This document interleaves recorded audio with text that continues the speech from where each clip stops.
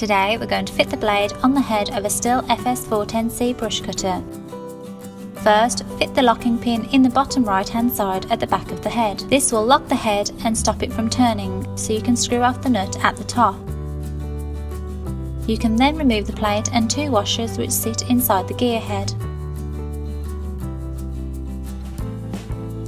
You don't have to do this, but it's good to check on these components. Now place the thrust plate back into position.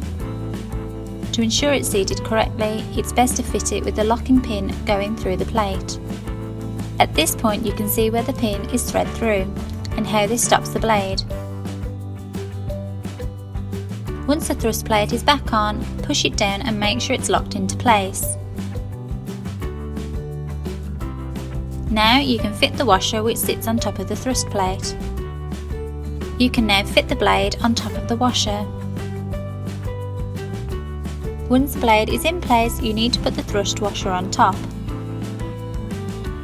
Then screw the collar nut in place to secure it. Now return to tighten with the 19mm spanner.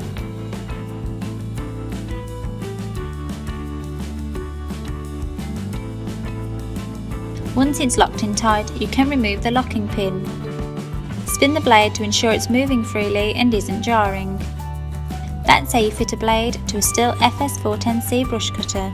All the parts and tools needed for this task are listed in the description below. Please like, share and subscribe if you found this video helpful.